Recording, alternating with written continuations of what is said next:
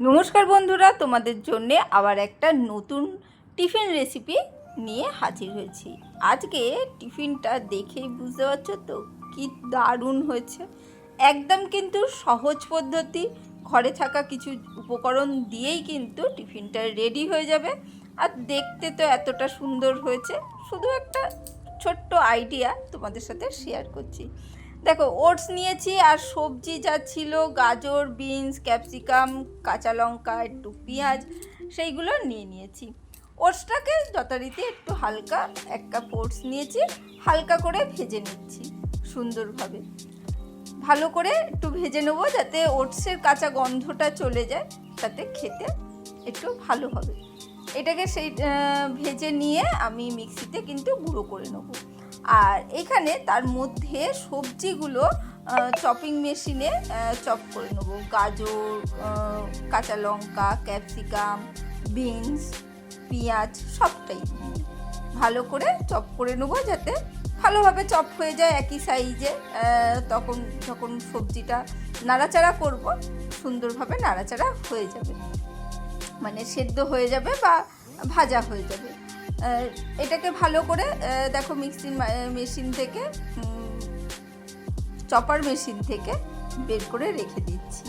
Chopper না থাকলে হাতেও করে নিতে পারো, চপার থাকলে খুব তাড়াতাড়ি সকালের টিফিনটা রেডি করা যায়, সেই জন্য চপারেই করে নিয়েছি। আর একই সাইজে চপ হয়ে যায়, একসাথে অনেকটা সবজি চপ করে দেওয়া যায়, সেই জন্যে। দেখো, মিক্সির বাটি নিয়ে নিয়েছি আর ওটসটা একটু ঠান্ডা হয়ে গেছে, এইটা মিক্সির বাটির মধ্যে নিয়ে নিলাম। ভালো করে এটাকে দেখো গুঁড়ো করে নিয়েছি, দেখতেই পাচ্ছ একদম সুন্দরভাবে গুঁড়ো হয়ে গেছে। এবারে এটা একটা পাত্রের মধ্যে ঢেলে নিচ্ছি সুন্দরভাবে। যারা নতুন বন্ধু এসেছো, যদি এর আগেও ভিডিও দেখে থাকো, হয়তো চ্যানেলটাকে সাবস্ক্রাইব করুনি, অবশ্যই একটা লাইক দিয়ে সাবস্ক্রাইব করে রেখো। দেখো, মাত্র 1 চামচ মতন তেল দিয়েছি কড়াইয়ের মধ্যে, দিয়ে তার মধ্যে সবজিগুলো দিয়ে দিচ্ছি। কোনো কিছু ফোড়ন টোড়ন কিচ্ছু দিইনি, চপ করা সবজিগুলো দিয়ে দিয়েছি। দিয়ে সুন্দর করে হালকা করে নাড়াচাড়া করে নেবো। নাড়াচাড়া করে মানে একটু হালকা করে ভাজা নেবো।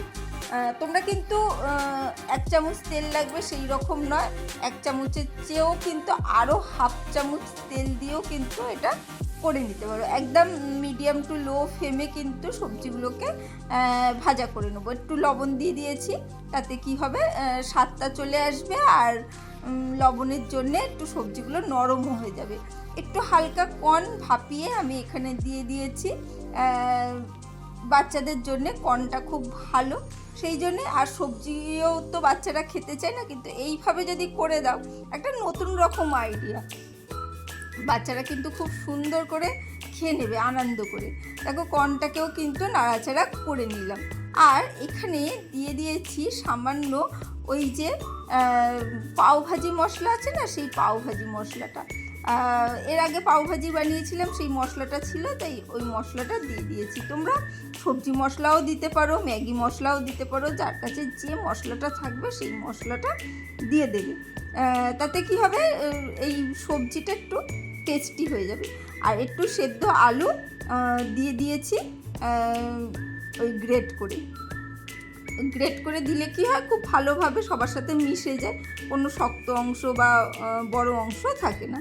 দেখো, আমি ওটাকে সরিয়ে নিয়েছি, নিয়ে এখানে একটা চাটু বসিয়ে দিয়েছি, চাটুর ওপর একটা ফ্রাইং প্যান বসিয়ে দিয়েছি। এটা একদম লোতে রেখে দিলাম।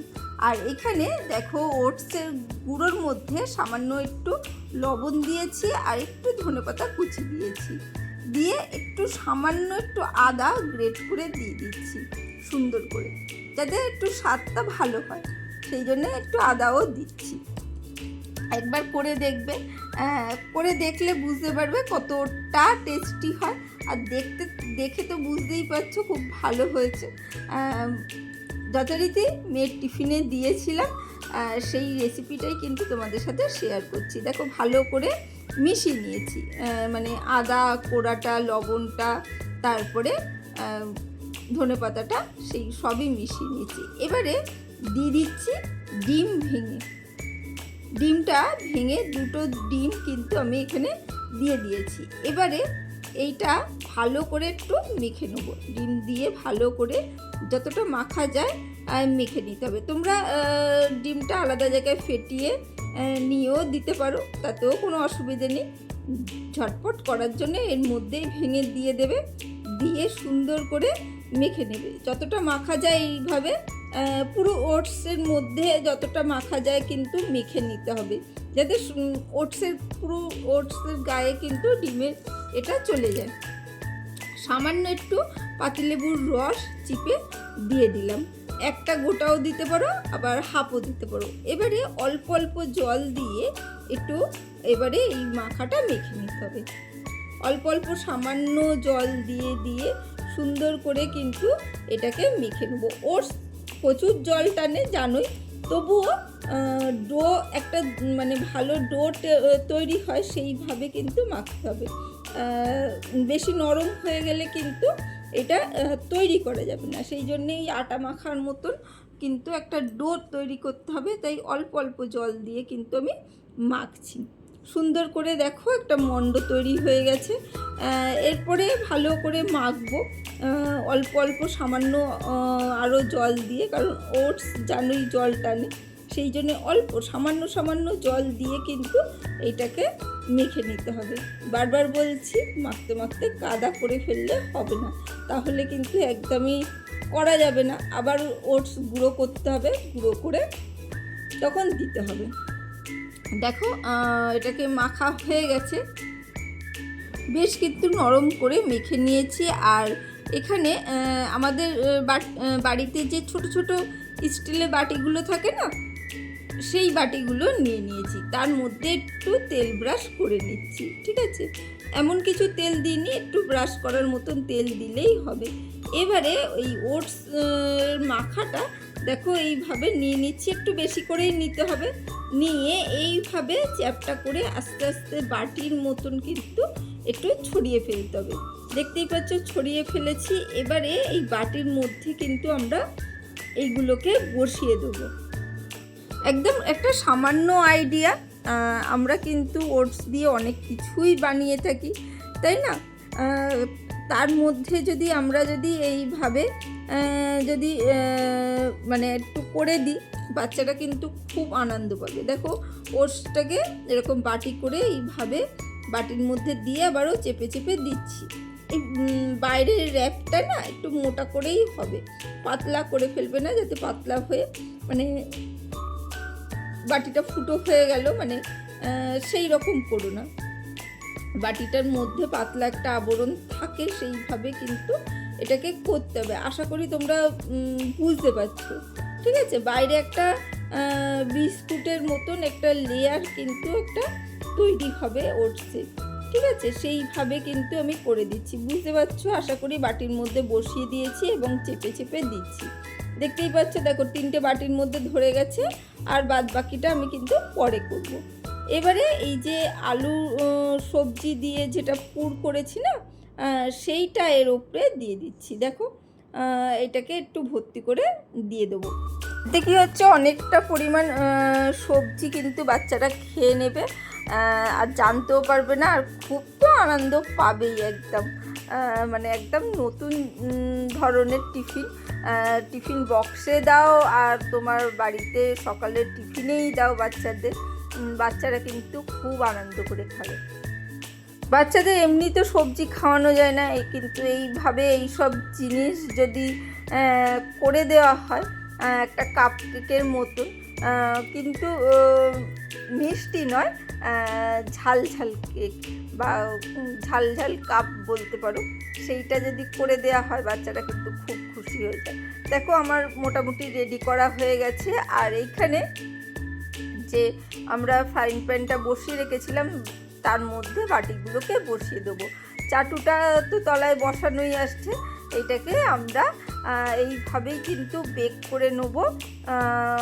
45 থেকে 1 ঘন্টা মতন আমরা কিন্তু এটা বেক করে নেব, একদম লো ফ্লেমে কিন্তু বেক করে নেব। দেখো সবজিটা তো রেডি হয়েই গেছে, কিন্তু এইখানে যেটা ওটসের এটা রয়েছে ওইটাই বেক হওয়া থাকবে।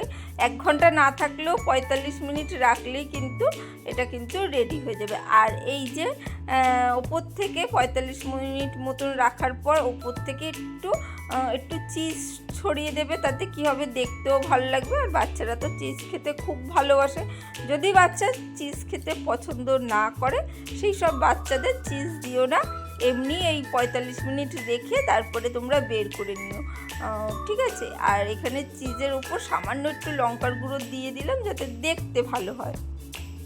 চিজ দিয়ে আরও 1 মিনিট একটু রেখে দিয়েছিলাম, তারপরে আমরা এটাকে গ্যাসটাকে বন্ধ করে দিয়েছি। একটু ঠান্ডা হলে বের করো, আমি একটু গরম গরম অবস্থায় কিন্তু বের করে নিচ্ছি। আর বাটিটা খুবই গরম রয়েছে, তাই আস্তে করে মানে একটু কাপড় দিয়ে ধরে কিন্তু একটু ছুরি দিয়ে চাপ দিলে এটা কিন্তু বেরিয়ে আসবে। কেমন লাগলো টিফিন রেসিপিটা অবশ্যই বলো, আর অবশ্যই বানিয়ে দেখো। একদম 1 চামচ তেলে এই রকম ঝাল ঝাল কেক কিন্তু রেডি হয়ে যাবে।